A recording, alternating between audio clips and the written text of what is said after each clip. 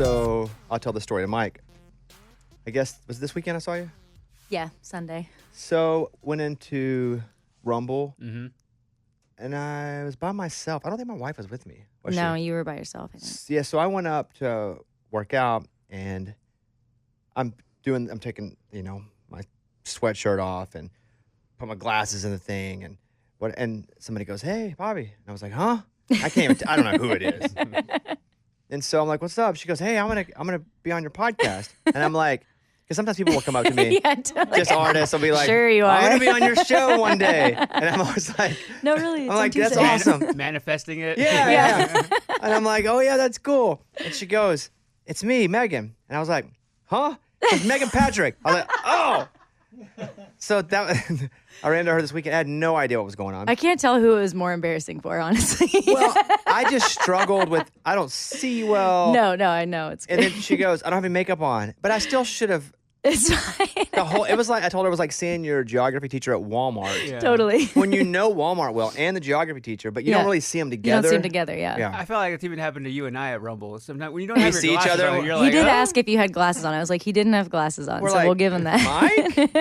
Is that you? I'm Megan? actually surprised I haven't seen you guys there before. I'm there a lot. Really? I'm usually a 6 a.m.er though. No, not me. I'm a 6 a.m.er to work, Yeah. where I wake up like 3:30 or so Yeah. every day. But if I don't have to wake up early, I don't. Yeah, There's that's no fair. chance. And I That's fair. don't live on a clock where I naturally wake up on a weekend. Yeah. When do you wake up? Um, Just your body clock, if you just were living 5 days with nothing to do, on the 5th day, you'd wake up at what time? It's hard to say because it's hard to get into a schedule because I never have a normal schedule. When I am here, I do pretty regularly get up at like 5:30 and I try and go. It's a thing where I've realized I hate it, but as soon as I get there and I work out, I feel so much better. And let me tell you, hitting something first thing in the morning makes me a much better person for the rest of the day. So it's just, I don't know, it feels like I get a lot more done too in those extra hours in the morning. And by the time I get to my ride at like 11, my brain is firing on all cylinders. And I don't know, I just feel like I have a better day that way. Well, that's the responsible way to look at it. Right. And that what you do, it is. Where I've been given the option too, we could go in later to our show, but I don't do it either because I know I need to get a lot of stuff done, even though I hate waking up in the morning. Yeah, it sucks. I don't enjoy it, but I enjoy the results of what I get when I do it. Yeah, that's how I feel about working out generally. Yeah. And I probably go to Rumble once every 2 weeks. I also own 3 of the title boxings in town. Oh, that's right. And so my wife prefers to go to Rumble because she likes that style of class better. Where I like to go to title as well because it's just a different kind of boxing. Yeah. It's all pure. It's not pure boxing. I'm not getting hit, but yeah. But I like boxing. I like it a lot. Yeah, it's really me good for too. me. I don't really like hitting things. Sounds like you got a problem there, but I just like the cardio more Listen, than. my anger issues. Yeah. Hey, let me ask you a question. Do you hate golf? I love golf. You do love golf. Yeah, no, I love golf. It's one of two ways whenever your significant other plays a lot. Where my wife doesn't play golf. She did for a little bit, and then she's like, I'm over it. Yeah. Where she's like, man, it just seems like you're just gone for 7 hours. And I'm like, I know, it sucks, huh? So, but I see Mitchell at times playing. I've seen you playing with him, though, before, too. And so you had mentioned, because I have a golf simulator over there, you were like, man, he'd be so jealous. But I wonder where you fell in the golf world. Do you like to play? I really do, actually. I didn't start playing until I met Mitchell, to be honest. I mean, Canada, it's not like you can golf all year round like you can here. So it was never really a thing for me. And we were on a family vacation, and he wanted to go golf. And he's like, well, why don't you come with me? And I was like, if I'm coming with you, the thing about me is like, I'm going to play. I'm not going to just ride around in the car. So if you can like have the patience and be cool with me, like I won't hold up the game, but I am going to play. And I really enjoyed it. And like, it became something that we can do together. Like when we get a little bit of time off where we can get outside and do something active, which we love. And also I realized like from a business perspective, it's a great move. I golf with people from radio, promoters, other songwriters. Like it's a great networking opportunity that it's not in a bar. And it's long-term bonding because you're with, especially if you're in the same cart, you're with them for 4 hours. Totally. Yeah. You have real conversations. And it's forced. Yeah, it's forced. Exactly. My CFO of all of iHeartRadio is coming to town tomorrow and he wants to play golf. So, okay, we'll go play golf. And I've never actually spent that much time with him ever. Right. But he runs the company. And I know that when it's over, we'll either be better or worse. Right. Because you've just spent a lot of time together. Well, I think it's like it works out well because you're playing the game too. So even if if it doesn't really get awkward, you can just make small talk about the game or, Yeah, when I play the bad, jokes. though, I suck. I mean, I just get... Is that where the temper comes I don't... out? Nope. There's no temper. My temper is oddly quiet. Mine is not. And I wish I was a little more like you. I wish I was more like you. That's why I box. I see it now. That's why I like hitting things. Yeah. Mine things that I'm is- allowed to hit. I just internalize and compartmentalize, but just generally when things aren't going right. Generally for you, if something evokes a reaction, is it a large reaction? It takes a lot now to get a large reaction out of me. I have done a lot of work, like a lot of therapy. And then again, like for me, working out and like boxing and doing something active really helps to kind of keep me a little more even keeled. But yeah, I mean, therapy was a big part of that. And just realizing that, flying off the handle all the time, I always ended up feeling stupid after. And it never really, it didn't make people like listen to me anymore or respect me anymore, So I really kind of got a good handle on that now. Because I guess, and it's not even your reputation, but it's like your pictures show that you're like, let's go. Let's fight. Let's party. Let's do everything I'm a passionate person, Yeah. but people I think often mischaracterize me in that, like, yes, I'm a very like passionate person, and yes, I'm a bit of a tomboy. I like to hunt, and I do all these things that I guess would be seen as like tough things to do. But I'm actually like very friendly and kind, and I would like agree. and a lot. I don't want to say like softer, but I'm not what people think. You're a lot softer. I'll say softer. Yeah. You're a lot softer, and I base all that I say on this now off of images that have been your brand, Yeah. but it is your music too. Like your music's kind of in your face. It's awesome. Mhm. Like I like this is a Thank you. compliment. Yeah, thank you. But it's also an observation. Yeah. I thought maybe you'd punch me the first time I saw you somewhere. Like I didn't know. Like so at title I That's was what like I mean. I flinched. I was like, oh. like, oh Or god. at Rumble, Now yeah. I can punch too. That's true. So as a kid, did you get in trouble? I was actually like a pretty good kid. Like surprisingly, I was always an athlete, and I was definitely like a tough kid for sure. But I wasn't really a rule breaker. Not talking too much. No, Really? no. I mean, when it came to like school and stuff, I mean, I was a like straight A student. I was like star athlete, played every sport. And I didn't like disappointing people. I didn't like disappointing my parents. And like, they were pretty cool in that, like, look, if you make good grades, you help out around the house, like you do what you're supposed to do, like you can kind of do whatever you want. So I felt like I had a lot of freedom, and it meant a lot to me that they kind of gave me that trust. And it's like, look, if you screw it up, then like there's going to be consequences. But if you do X, Y, and Z, then you can do whatever you want. I was like, sweet, that makes sense to me. So What were you good at? Athletics. I mean, I played a little bit of everything. I mean, I always did, like track and field and all the school sports. I was a competitive gymnast for 10 years. Wow. And aren't you taller than that though? well, by the time I quit, so I actually got in a bad car wreck with my mom when I think I was like 13. And that kind of ended things for me with gymnastics. And honestly, it was kind of coming to an end anyway, because I was literally in the gym like 6 days a week for most of my life. I didn't really have I didn't get to go to like birthday parties and things Wow, you like were that dedicated. I was like super dedicated to it. And I was getting to a place where I was getting a little bit older, and I wanted more of a social life. And so when that car accident happened, by the time I came back, I mean, at that age, you advance so quickly, and everyone's learning really quickly. And by the time I came back, all of my teammates, it felt like they were so far ahead of me. By the time I was like recovered and able to like start training again, and I just kind of lost the passion for it. And I had also started snowboarding, and so I pretty much went straight from being like super hardcore gymnast to competitive snowboarder, and that carried all through high school. Was the dream to be an Olympian? Yes. In absolutely. Canada, is like the Canadian Olympic team, is that like people Totally. dream of that? Yeah. Oh, yeah. Well, I mean, where I grew up, I mean, you got to figure out something to do in the winter that you like because winter is long. And my family was like big on, skiing and snowboarding. That was all of our family trips. And I started snowboarding. One of my best friends, Matt Morrison, he took me out. Him and his mom actually taught me how to ride. And he was like my brother. And so I would go out and ride with the guys. And of course, I just wanted to beat the guys all the time. I was that girl. And he decided to start competing. And so he was like, we should do this together. I was like, let's do it. So we competed all through high school. My senior year of high school, I was having like the best season of my life. I was supposed to go to Junior Worlds in Switzerland, and all this like amazing stuff was happening. And I had convinced my parents that if I made the national development team, that they'd be cool with me deferring going to college, because they really wanted me to go to school and I wanted to compete. And I was warming up in a slopestyle competition, went off a jump way too fast, which is par for the course with me, and way too aggressively. And it threw me off when I went up to start my rotation. I kind of overcorrected and basically ended up doing a front flip without completing the rotation. Landed on my head and my shoulder, snapped my collarbone, dislocated my shoulder, and kind of suitcased on top of myself. And so I broke my back, broke my ribs, severe concussion. Do you remember that? I remember being in the air and thinking this is going to be bad, and I don't remember anything else from that day. It was pretty scary. I still definitely have like a lot of effects from the concussions. And so that kind of like obviously threw a wrench in things. I was like bedridden and couldn't even walk. I couldn't do anything for months.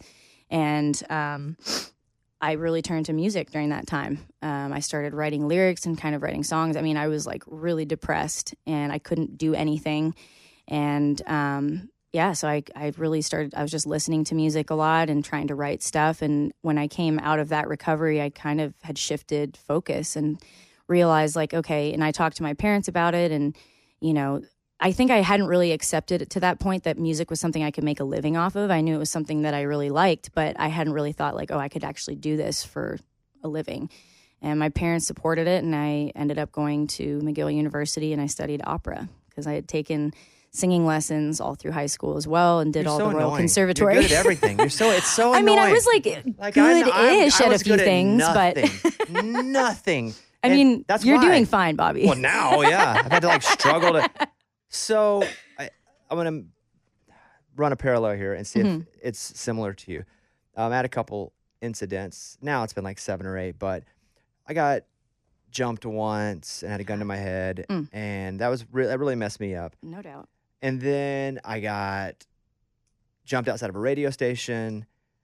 I had some death, but all these events, like the first one was bad, and it really messed up my brain. But then once the second one happened that was real bad, I regressed a lot as far as who I trusted, what I trusted, when I trusted it, people behind me. Now, when I hear of you and you have these two physically traumatic, but not just physically, emotionally, mentally, like I would think that both of those, even today, would still, like I wouldn't want to go fast in a car. I wouldn't want to jump off stuff. Like in the same way, I don't want to be by myself alone at night in a parking lot. I don't go into work without my security guy being there, because that stuff's really messed with my head. I hear you. And I mean, the snowboarding incident definitely it really shook me. Like, did the car wreck and the snowboard incident feel the same? The car wreck wasn't as bad. I mean, it was definitely scary, but I mean, I don't know. That one didn't really stick with me as much, I guess. Maybe because I was younger too, and it didn't really like. And honestly, if anything, I kind of felt like it was one of those silver lining bad things that happens that actually ends up directing you on to a kind of, correct course. I wasn't okay from that? Yeah. Oh yeah. No, we were fine. Like there was no like really severe injuries or anything. It was just really scary. A guy ran a stop sign and T-boned us, and we like went off the road and hit like a tree, and I just had like whiplash and some cuts and stuff, but it was more like scary than anything. You have brothers? I don't, no. Got a little sister. I ask because, again, you're excelling in athletics. You go from a sport to a sport, before you end up getting over to music. And a lot of times that happens with people with older brothers because they can just mimic or use them as, even a kind of mentor. Yeah.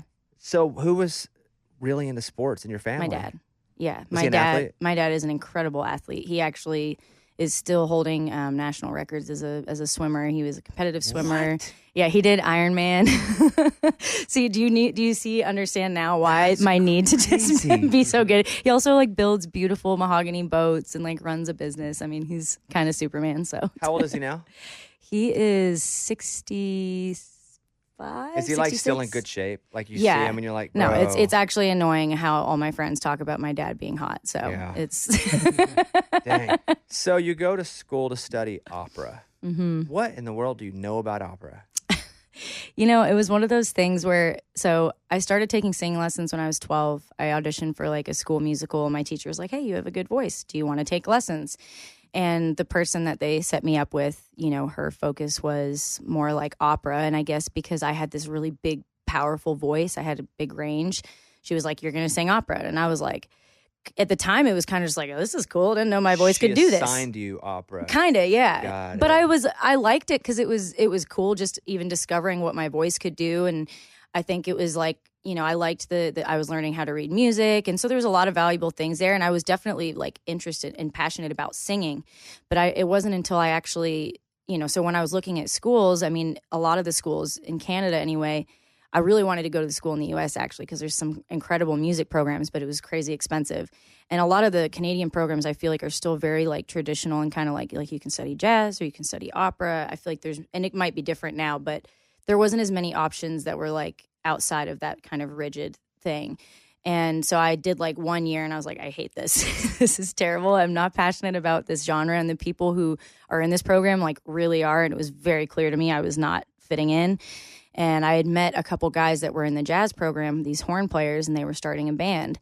And so they asked me if I wanted to sing. So it was a 9-piece, 9 guys and me. And we were called the New Groove Orchestra. And so that kind of pushed me more towards like being interested in jazz. It was at least something that felt more like what I was into. And, we toured and we made a couple records. We got to open for Aretha Franklin at Montreal Jazz Fest. And that was like my first taste of really like touring and being on the road. And I loved it. With jazz, and I have friends who've played jazz music, like jazz bass, jazz piano, and they talk about how you kind of have your own lane that you can experiment and play around in, but you got to stay in the lane. Like you can't hop in a different key. Yeah. But as a vocalist, is it the same? Can you kind of move around as long as you stay in the selected space? Or? Yeah, I think, well, I mean, when you get into like scatting and stuff, which was always like equal parts fun for me and like terrifying because you're just kind of like going for it. Would you do that? Would you scat?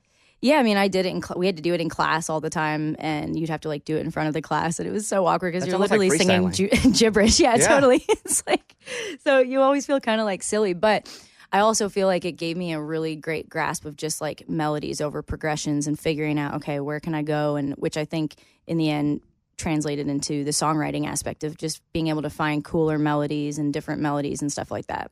Ever hear of Mel Torme? Oh yeah.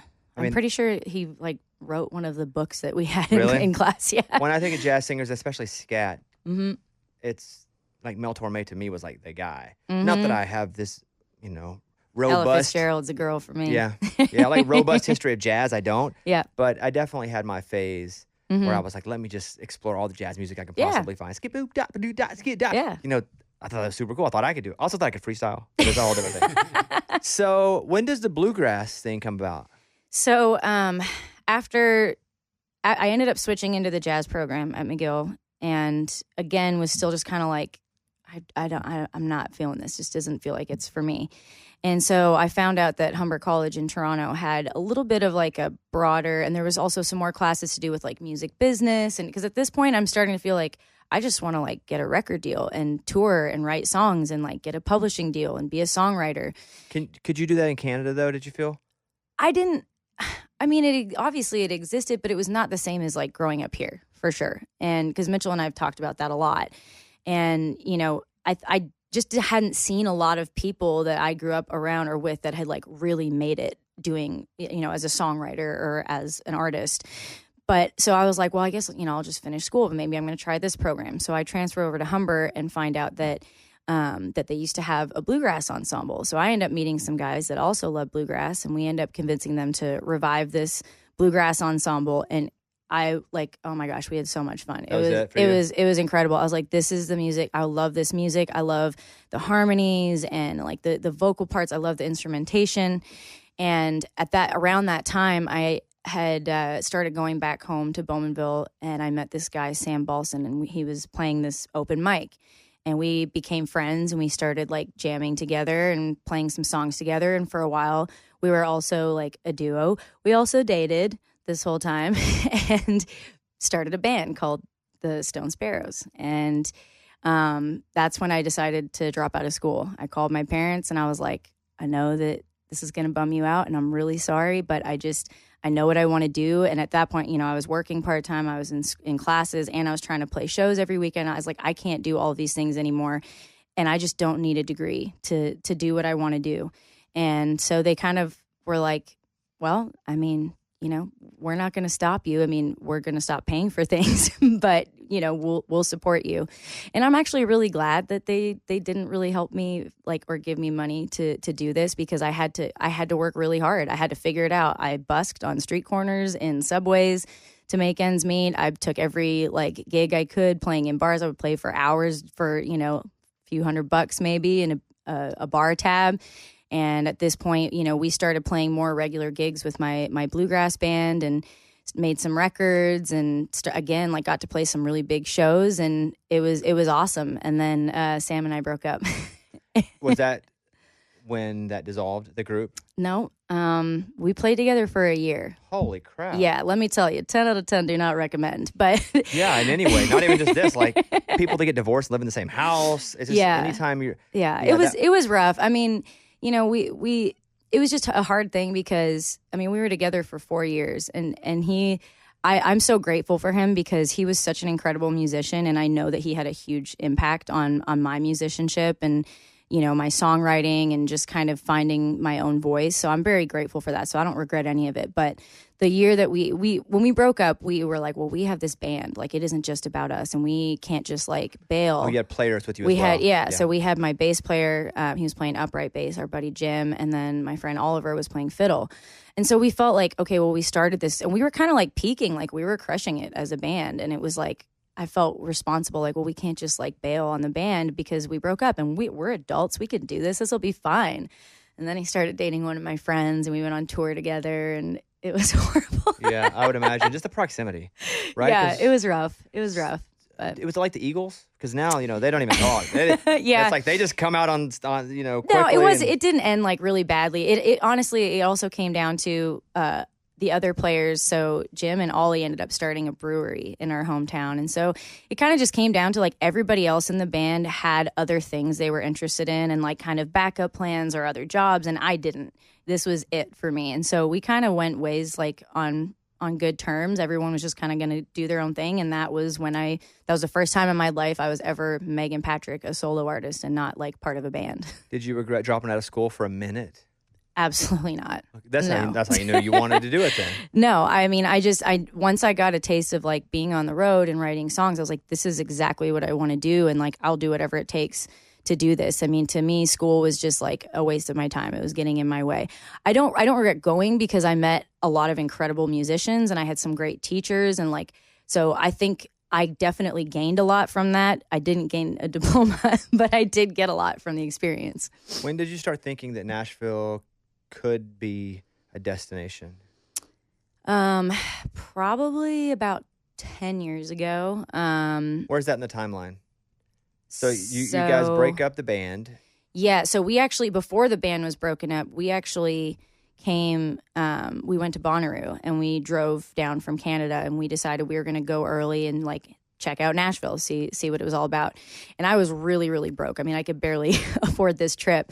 And so everybody went to Broadway, and they're going to go out and drink. And I saw somebody playing guitar on a sidewalk. So I was like, I can do that. I'm going to go make some beer money, and I'll meet up with you guys later. You mean you can do that tonight? You mean you're going to do that now? I was they were going to go drink. I went to the hotel. I grabbed my guitar and found a sidewalk corner on Broadway, and just started playing. And dude, I made enough money. I bought my first pair of cowboy boots at Boot Barn, and I got very drunk on Broadway that night. And I was just like, man, this city is awesome. There's just music everywhere. I'd never really seen anything like it.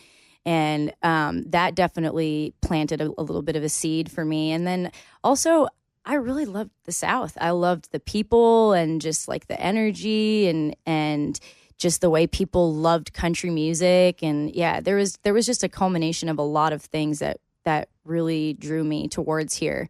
And after that, I ended up, I had probably would have moved sooner had I not signed my deal with Warner Canada. In fact, around the time I signed with them, I was about to move to Nashville. Then I get this record deal. So I'm like, okay, it makes sense to stay in Canada, build a career, do some touring, and kind of maybe revisit this move in a couple years. So a couple years later, I got to a point where if I wasn't on the road than I was in Nashville writing. And every time I came back home, I felt like I was trying to be two different people. Like I was trying to be this Meghan that everyone had grown up with that wasn't a touring artist with a record deal and everything. And these people had totally different lives than me at this point. And I was loving what I was doing on the road. I was loving being in Nashville. And I was having a hard time reconciling that with who they had known me to be back home. And I also felt like I just wasn't inspired. Like I wasn't working. When I was home, I was trying to just do what everyone else was doing when what I really wanted to be doing was like writing and creating. And so I had a long-term relationship too at the time, and we broke up. I went on tour with Tom Cochrane for like a month, and I was like, I got to figure out where I'm going to live. And I realized like, well, Tom Cochrane, why not Nashville? Life is a Highway, Tom Cochrane? That's Life the one. is a highway. Yeah, sang that song many times. All night long. Yeah, that's all night. That's the one. Huh. How did you? It was a random. I don't know. That's a random pairing. He saw something. He saw something that I did, and he asked for me, I guess. And I was like, awesome. And it was great. It was a great experience. It was a great challenge playing for a crowd and demographic that wasn't really my normal crowd and demographic. I think I learned a lot as an entertainer, like how to read the crowd and how to play for different people and kind of figure out what they want and give it to them. But yeah, I came back from that, and my mom is American, my dad's Canadian, so I have dual citizenship. And I was like, man, why would I even stay here? Like, this is the time to move to Nashville. So I reached out to a friend who was living here, and I barely even knew her. She was just another Canadian. And I was like, hey, what's a good place to live in Nashville? And she's like, well, actually, I need a roommate. Do you want to live with me? And so she found us a place. I came off the road, and probably 36 hours later, I had a truck and a trailer packed up and drove down here. What year was that? That was 6 years ago, I think. Was that 2017? Well, time's all weird and melted now because Totally. of the pandemic. Yeah. I've been to Toronto before, and that's Ontario, right? Yep. And Ontario, you can tell me if I'm right. Ontario, those provinces are like states. Mhm. So Ontario is the state. You got to dumb it down for us here. Yeah. The state the province was Ontario. Yes. So yeah. where was your town in relation to Toronto? Because I know where that is. Yeah. So I grew up it's about 45 minutes to an hour east of Toronto. Would it be considered a suburb? I mean, like now probably. It was pretty small and rural when I was growing up. It has changed a lot since I moved, and it's a lot more developed now. It's right on Lake Ontario, so it's close to the water. First time I met you, I think I was doing a series of shows, working on material at a small theater down in Franklin, and I would do like two a day, and Mitchell had come out, and you were with him. Yeah, that was I awesome. don't know that you guys were married yet. We were not. No, we just got married last October. Then for sure you wouldn't have been married yet. Yeah, because that was a few years ago now. And maybe you were just, I don't know how long you guys had dated, but I remember them being like, yeah, and this is probably where my impression of you comes in. Yeah. They were like, yeah, that's Meghan Patrick. She's a country artist. She's from Canada. She's a real firecracker. I remember somebody saying that. Who calls people a firecracker? But I remember being like, oh, I should probably watch out then. If she. And so that was my first time meeting you. But I don't think I really ever saw you perform until, did you do a showcase for iHeart? Have you ever done here in Nashville? Yeah, I did do something, like just acoustic thing or with a band? No, it's acoustic. Yeah, I did do something for, it was like the iHeart Summit or something a couple years ago. That's what it was. Yeah. That was the iHeart Summit. That's the first time I ever saw you perform. Yeah. Because there was a bunch of radio people in there. Right. And I was like, God dang, she's good. Thank you. So I'd always, I'd kept up with you because of Mitchell, because I know Mitchell a bit. Mm-hmm. And I saw you at Rumble, and I was like, hey, what's the deal? And you said you're now with Riser House? Is that so? Explain that to me. Yeah, so, Warner Canada and I parted ways at the end of last year, and, I'm super grateful to everything. I mean, they started my career, and we did a lot of great things together, and I think, there was a lot of changes in personnel over there, and we had different ideas of where we needed to go. Also, do they want to keep you in Canada? No, I mean, when I signed at Warner Canada, I'd made it very clear to them that my intention was to come to the U.S. and I wanted to be like an international artist. And so that was always really clear. And I actually structured my deal in a way that if Warner Canada had not procured me, I guess, an American deal, and Warner Nashville passed on me, they had first rights refusal, then I could take back the U.S. territory. I would own that again, and I could then go sign with whoever I wanted after a certain, I think it was my third record or something. So that's what happened, and I went to Riser. And then, Warner and I parted ways at the end of last year. And so now I'm just with Riser, and it's been awesome. Is that scary? No, I love new beginnings and fresh starts. I really do. And, like I said, I think it had just run its course, and I had felt very stifled and kind of suffocated and really stuck for the last couple years, just creatively, and like just feeling like I couldn't move forward and do what I wanted to do. And so now I feel like I have a clear road ahead of me. I also got new management. I signed at Make Wake, and my manager, Randy, is killing it. And I just feel like I finally have the right people around me that we share the same ideas about how we find success. And we share the same ideas about, putting fans first and building things organically and authentically. And also, it takes a lot of courage to truly be yourself as an artist. And it takes a lot of courage to manage someone who is doing that and be on that ride with them and take the leaps with them and trust in what they do and allowing them to take those chances and step outside of the box. And I definitely have that. So I'm very grateful for that. What's the hardest thing about managing you? Randy?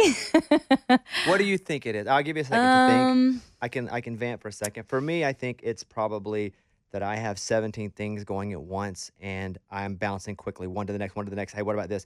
It's just, I'm all over the place. Right, but yeah. I feel like in a very disciplined and deliberate way. Yeah. If I'm working on a book, I always got the radio show. I'm doing this TV. Right.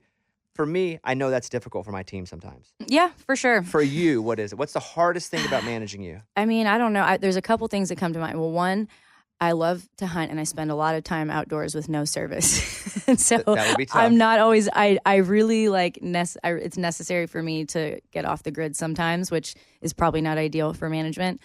And I don't know, probably just like managing my expectations and like, or when I get frustrated about something, like I get very frustrated by people not being honest with me, being like lazy or complacent about things, because I get up every morning like I'm going to do everything today and I'm going to absolutely crush it, and so does my manager Randy. But when other people around me, like when I feel like they're not being honest with me, or they're kind of dancing around the truth, or they're just not getting stuff done, I get very agitated, and she probably she kind of absorbs a lot of that on my behalf. Sorry. When you make music and you listen to music, and by the way, your new EP's out, Greatest Show on Dirt, but even this, for an example, are you just so particular? Are you listening to it 100 times, picking out notes, or are you going, this is good, it makes me feel good, it's exactly what we wanted to push out? Like, which version are you? I think I'm like a happy medium. I mean, I'm very, very picky about my vocals, because that's one thing that like I'm in control of, and I know what I'm capable of, and I know what I can and can't do. So if I feel like it's not where it needs to be, then I'm gonna do. And my producer has been like, Megan, it's good. I was like, it's not good enough. But I mean, I kind of like to let the band like do their thing and not be like micromanaging the music too much. But yeah, I mean, I'm fairly picky for sure, but I think I'm pretty good at like deferring to my team too and my producers and saying like, okay, I feel like this is like bothering me, but maybe I'm being crazy, or what do you guys think? And then I think we have a lot of trust amongst ourselves, and we can have great conversations where we defer to each other when we need to. So I feel like one of the best things to happen to me in therapy is awareness. At least I never am fully self-aware, but having some self-awareness. Do you feel like therapy has helped you be more self-aware even of the expectations you have of people? Absolutely. I mean, first, just therapy as a whole. I mean, I could not advocate for therapy more. I've been in therapy for the last couple years. I'm going to shout out Porter's Call, because they are incredible what they do there, and it's changed my life. Explain what that is real quick. Porter's Call. I mean, it's a free service to artists, and they have therapists that are like specifically knowledgeable in our career and what we do in this industry. So they're, they have that information and understanding of like the particular things that we might struggle with in our industry, which is incredibly helpful, because I've done other therapy before and you don't have that. And yeah, and it's free for artists. It's incredible. So that's been important to you.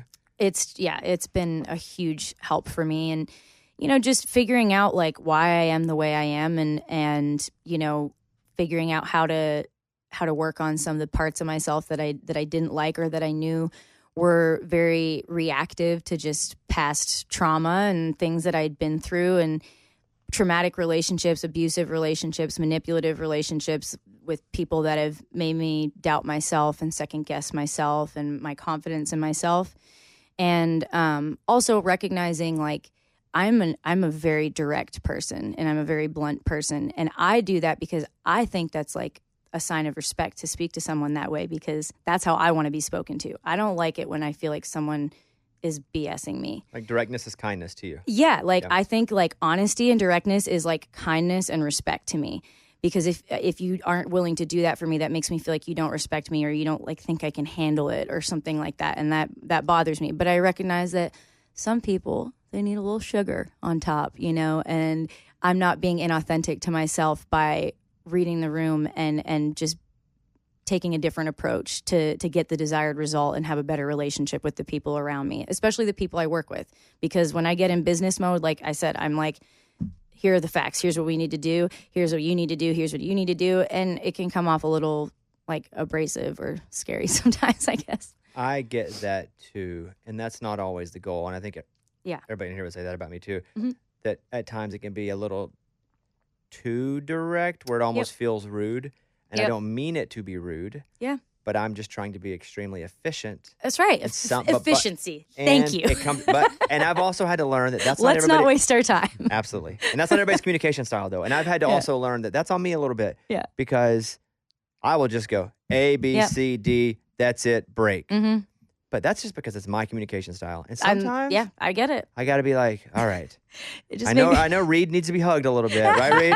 I need to say, Reed, you do this, give him a little hug. And so I think that's what's been good for me is my communication doesn't always have to be mostly it is. Right. I get bad email tone all the time. Yeah. I'm like, I'm not being mean. I just said, need to do this. I cannot tell you how much I relate to that. And I think like too, it's even worse as a woman.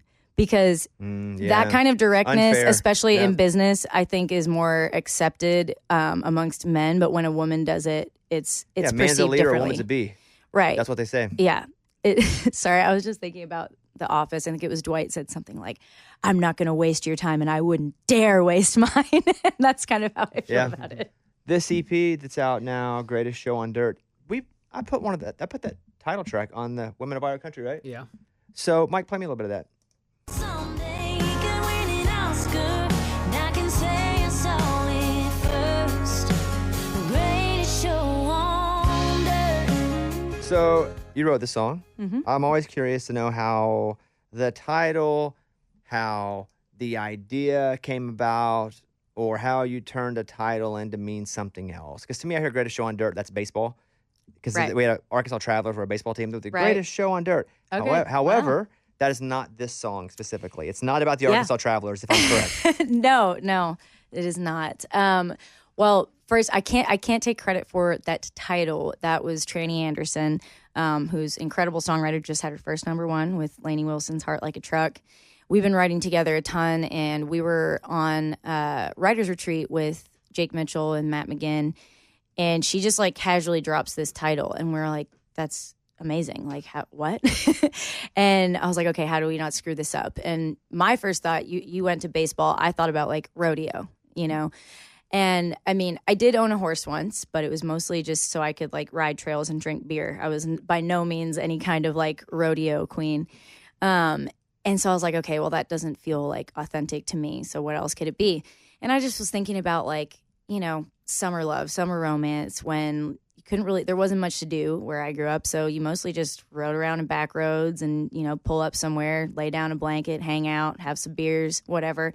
And I was like, so what if it's that, just this throwback to this nostalgic relationship, and where this guy is just, he's handsome and he's got all the right lines, and you're just like in this dreamy cinematic thing. And I think what was cool about it is that, it's obviously implied that the relationship didn't work out in the end, but that wasn't the point of the song. It wasn't about the breakup or why they broke up.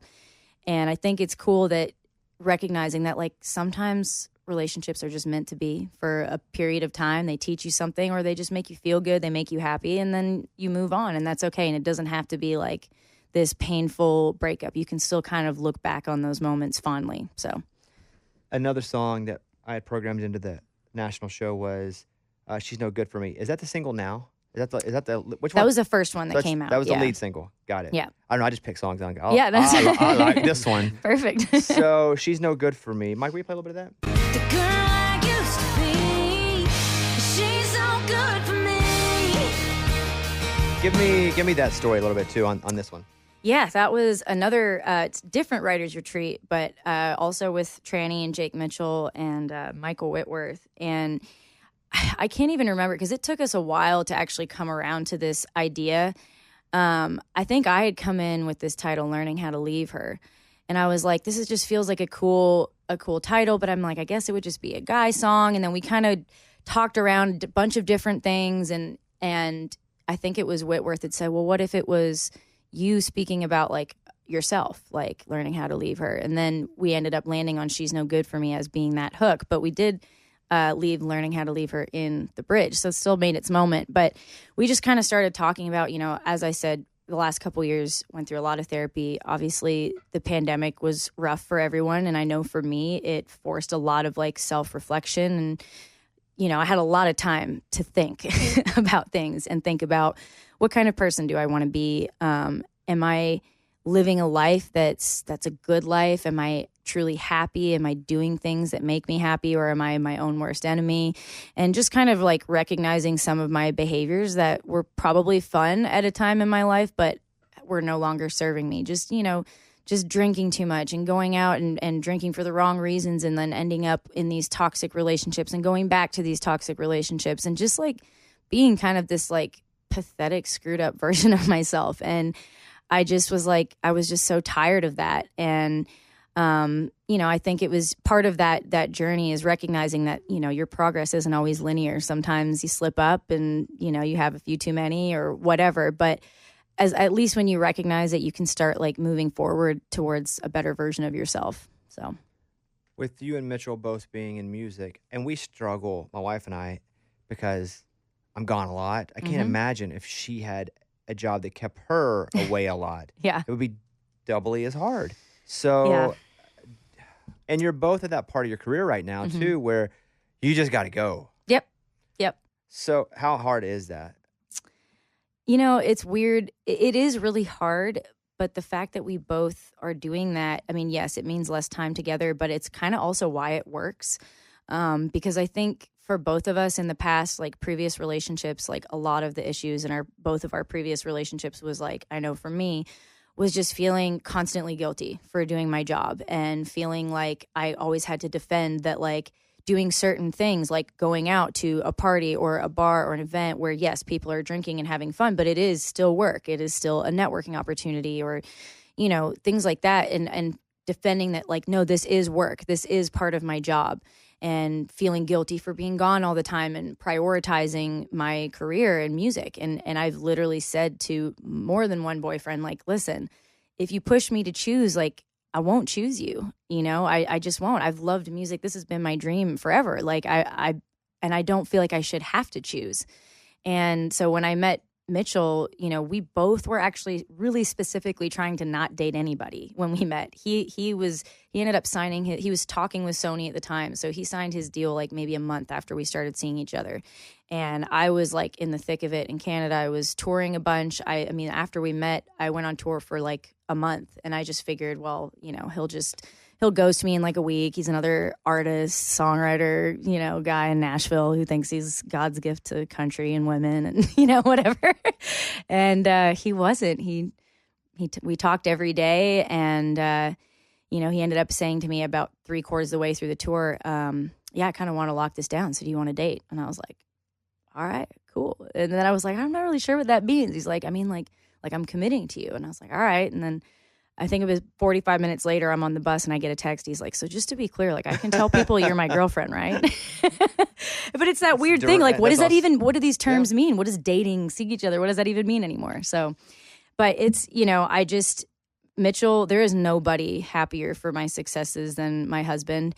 And, because he's been through it and he goes through it and he's lived here his whole life too. He understands what I have to do. And, he called me. I was, I think it was after we did the Luke Combs show in Detroit. And I called him and I was just like, I'm so happy, babe. Like everything is happening that I've dreamed about. And I miss you, but I'm so happy. And he was like, you got to go out and get it. He's like, don't worry about me. We got forever. Like, it's all good. You got to go out there and get it. And I'm proud of you. So I don't think I could do this without him doing that, giving me that support. I kind of love him too now. Yeah, he's pretty awesome. Mitchell. Dang. Is it difficult to, have some success in a place and then go to some place where nobody it's cares about you? just different? Yeah. It's almost how I feel state to state. Uh-huh. I can go somewhere and it's like, Yeah. everybody's like, oh my God. Then I'll go another place and they're like, they don't care. It's like, Right. hey, guy, get out of the road. And I've come to enjoy that now. Yeah. Going to the places where they're like, get out of the road. However, it's got to be a weird feeling for you to have people know you and then start over. Yeah. I'll say this, like, I had already been coming down to Nashville pretty regularly to write before I ever moved here and really, like, took a real run at trying to build a career here. And so I knew what it was going to be like. I knew that was going to happen. That wasn't any kind of shock to me. That doesn't mean that I haven't had moments where I've been really frustrated, because it's like, I don't know, feeling like people are treating you like you just stepped off the bus yesterday. And it's like, look, I know that I'm new here, but I'm not new to this industry. I've been playing in bands and touring and doing this since I was like 14 years old. And I already built a really successful career in Canada doing things this way. Can you give me a little credit here that I know what I'm doing, And I know that it is, there are definitely differences in the two industries for sure between Canada and the US. But, I think it's just, yeah, it's humbling for sure, but it just didn't matter. I just wanted it. And I just was like, well, it's just what it takes. You're just going to have to, what are you going to do? Quit? No. So just suck it up. It is what it is. And you figure out a way around it. You just keep getting up every day and convincing people you deserve to be there and keep proving them wrong. And that's all you can do. It feels very much like you're training for something. Like when Yeah. That's how you had to prepare to train Totally. for whatever it is. If it's being a gymnast, if it's, it's the same mindset. Absolutely. And you've maintained it and you've just put it somewhere else. Totally. Yeah. I just can't picture you flying and landing upside down on your head. That is. Yeah. Thankfully, I wild. didn't have to see it happen. I think it was probably scarier for the people that saw it. My friend Matt was right behind me on the hill. And when he got to me, I was unconscious. I bit my tongue, so there was like blood everywhere. And I was like laying there in this like very unnatural position, like not moving. I still feel bad for that for Matt. I think I He's scarred not him the for one to life. feel bad for, Megan. No, he went to 2 Olympics actually, so he crushed it. Yeah. You think you could have got there? I've never put a lot of thought into that because it's just not Were you where I on went. track to grow to maybe? I'm glad I didn't. Yeah. I'll say that. Yeah. Listen, I couldn't have gotten to the NFL. It doesn't matter if I get hurt or not. I was not getting to the NFL. Do you think with the proper training you could have gotten? Could you be professional? Yeah, I Yeah. think so. I think that there's a lot of factors. One is injury, and there's not much. No matter how great you are, there's not a lot you can do about injuries, obviously. But I don't know. I'm a very, very driven and ambitious person, and nothing fuels me more than someone thinking I can't do something. And I'm just very competitive. So I like to believe I would have figured it out. I admire that about you. Just in this 50 minutes that we've been here, like I really admire that because I can just see it in different parts of your life. But that same energy, that same dedication, it's just insert something else. Well, I got hurt here. I can't do this. Let me find my next passion. And I'm going to put equally as much time and effort and energy into it. Well, I think that I get a lot of that from my dad, and he was just kind of the kind of guy who was like, well, if you're going to do it, don't do it half-assed. I imagine he was like, he had to be, right? To Yeah. be that great of an athlete? Yeah, he's a great athlete, business owner. He builds boats and Mahogany ones even. yeah, he plays guitar a little bit too. Yeah, Really? he's pretty badass. When did yeah. you start playing guitar? Was it the first after the car wreck? I didn't really start. I kind of messed around with it a little bit in high school, but the band that I played in high school, I didn't play guitar. I just sang. So I never actually got really serious about guitar until I was in the bluegrass band. Because I mean, I'd already been playing and I was like self-taught and I learned some like covers or whatever and written a little bit. But when I met Sam, he was a great guitar player. And he basically, when we started writing songs together, he would just write guitar parts that were like, he knew were above my skill set because he knew I would rather die than admit that I couldn't play them. And I would go sit there and play till I had blisters on my fingers and figured it out. So again, grateful to him for that. What is success to you now? Like, what do I see as like the ultimate success or I'm like not right even, now? I'm not pinpointing. You're not going to, okay. I'm just asking the question, and I just want to see where your head goes. Like, what's your definition of success? Okay, so, I mean, right now, currently, in this moment, I feel very successful because I just made a record that I love. It's exactly the record I wanted to make. And I'm on the road and I'm touring. I'm doing this podcast. I'm living in a lot of one day, I hope this happens moments. So I think that's amazing. And I'm trying to get better at living in the current successes as opposed to just always thinking about the next. But in the bigger picture, for me, success is that I can sell a lot of tickets for as long as I want to be on a stage. I mean, obviously, I'm gonna work for awards and radio number ones and all of that, but there's just nothing more fulfilling to me than a sold out crowd and a big stage. I love performing. So yeah, so if I can be selling out stadiums one day, that's success. But if it's not stadiums, it's still going to be great, but I'm going to aim for that. Are you neurotic if you're doing a Meghan Patrick show? Are you neurotic about ticket sales when they go on? Ticket sales right before the show? Or are you like, it is what it is, I'm going to go just attack whatever? At that point, it is what it is because getting nervous and neurotic is only going to affect my show. And I can't be thinking about the people that didn't buy tickets while the people who did buy tickets are sitting there expecting a show. So good for you. I can't do that. I'm not saying it's easy. Yeah. I'm just saying that's what I tell myself. Yeah, good for you. I was with Jordan Davis probably a week or so ago, and we were playing golf actually. And his tickets were going on sale for his tour because he's doing bigger venues. He's doing amphitheaters, and he's doing. And I was like, I know tickets just went on sale. Like they literally just went up like noon on that Friday we were together. And I was like, you a little nervous? And he was like, well, I said, hey, you can tell me because I do theaters and I look at every single seat. Yeah. Like I log on, and he's like, yeah. He said, I am.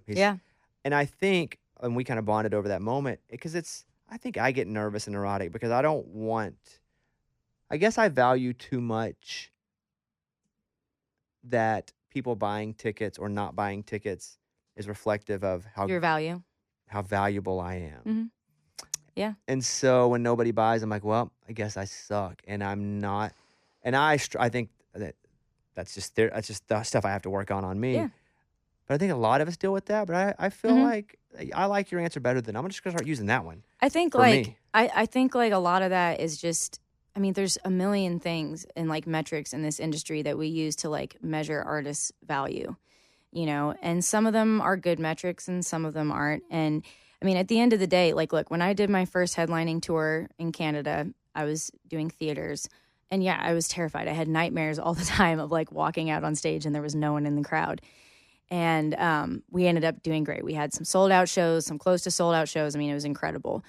But, you know, I just have to remind myself of like, I just don't see the value in letting something like destroy your sense of worth or make you depressed about it. Because to me, that's just affecting your work ethic. You could just be looking at it like, okay, so I didn't do what this hoped it would do. So now I can sit and address why that happened, and I'm going to just do better next time and just use it as a motivator as opposed to letting it like bring you down.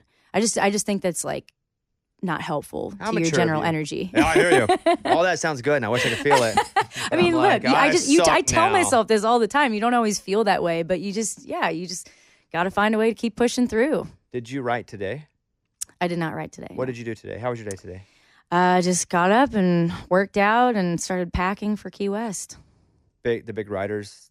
Is it the Key West Writers? Songwriter Festival, yeah. Yeah. So we'll be there. Mitchell and I get to go together, which will be fun. And then I'm headed to Chicago. I'm headlining the Whiskey Jam stage at the Luke Combs show, the tailgate party. So, yeah, it's going to be a good week. When do you leave for that?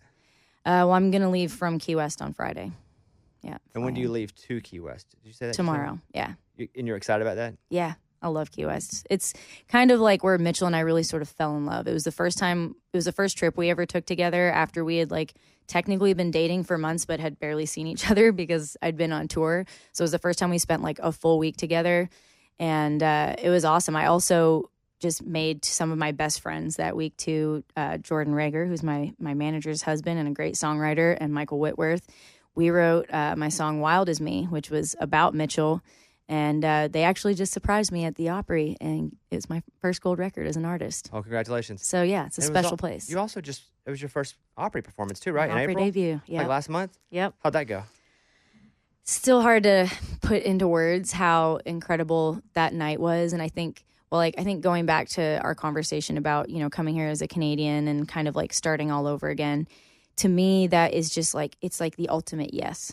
From the industry, from country music, from Nashville, like that felt like after years and years and years of trying to just like claw my way through, finally they said, hey, we see you, we accept you, we want you to play this stage.